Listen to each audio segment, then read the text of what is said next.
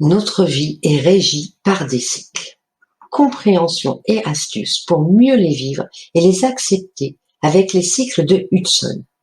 L'étude des cycles de Hudson est tout à fait passionnante, car cela nous permet une grande compréhension de notre vie et de celle de nos proches. Nous allons comprendre comment ne pas tomber dans la routine, comment ne pas reproduire les schémas et en quoi nos états d'être peuvent être normaux. Nous sommes tous régis par des cycles, ne serait-ce que par celui des saisons. Je vais imager par l'exemple de notre vie amoureuse chacune des 4 phases du cycle de Hudson.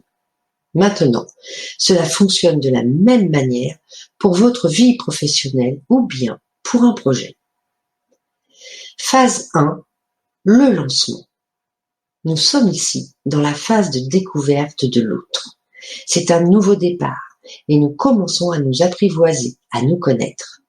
Arrivé à un moment, nous nous connaissons bien et une phase de routine s'installe. C'est ce qu'on appelle le plateau. Cela n'est pas à voir comme quelque chose de négatif et cela peut durer longtemps. Pour ne pas basculer dans la phase suivante, nous devons bien communiquer et surtout instiller 10% de nouveautés chaque année.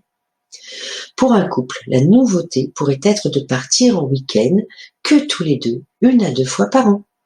Ou bien de vous faire une soirée inhabituelle dans un endroit spécial, de faire un jeu de questions-réponses sur des sujets parlant de vous-même, afin d'amorcer une meilleure communication ensemble. Laissez parler votre imagination et vos envies respectives. La routine est le fléau de beaucoup de couples. Phase 2, le marasme. Il y a eu quelque chose qui s'est passé dans le couple, une dispute ou un profond désaccord. Tout au moins, quelque chose qui ne vous convient pas. Il existe 2 options.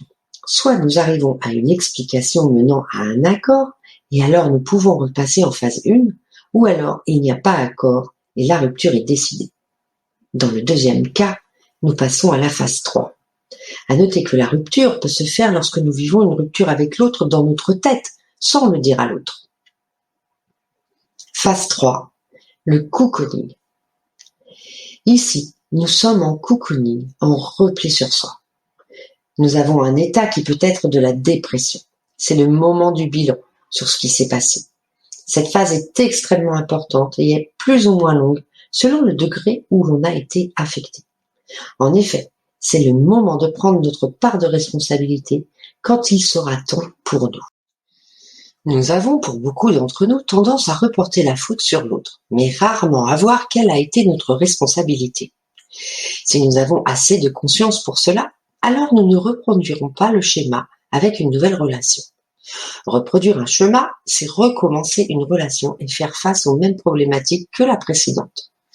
Alors comment faire ?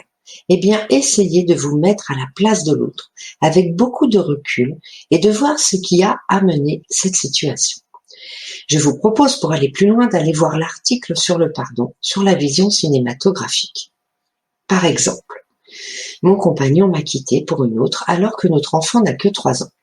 Peut-être que notre part de responsabilité est d'avoir complètement changé à la naissance de l'enfant, de ne plus porter attention à l'autre, de se négliger, de ne plus avoir envie de rapports sexuels, etc.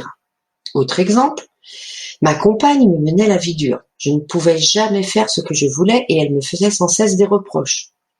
Peut-être, cette fois-là, que notre part de responsabilité était d'avoir accepté la situation sans jamais trop dire quelque chose pour être respecté jusqu'à ce que cela soit devenu insoutenable.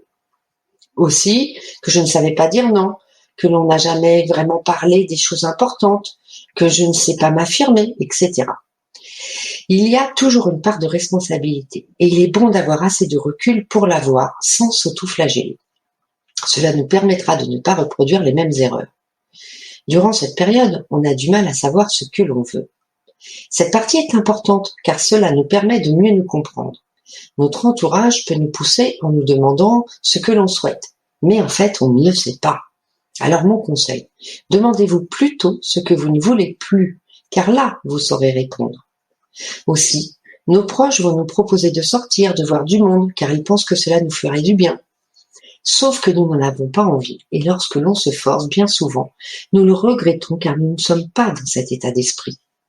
À des moments comme celui-ci, nous pouvons nous sentir seuls parmi la foule.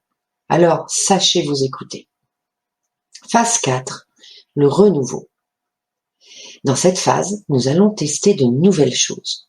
Peut-être commencer une nouvelle relation. Si cela ne nous convient pas finalement, alors nous pouvons repasser en phase 3 jusqu'au prochain test. Et puis un jour, si nous entamons une nouvelle relation qui nous convient, nous repasserons en phase 1 et la boucle est bouclée. S'il y a 2 choses importantes à retenir en conclusion, c'est de mettre 10% de nouveauté lorsqu'on est en phase 1 et de prendre sa part de responsabilité en phase 3 pour ne pas reproduire les schémas. Et vous, dans quel cycle êtes-vous sur les différents pans de votre vie? Que vous soyez en couple, en célibat, dans votre travail, sur un projet, pour votre sport, etc.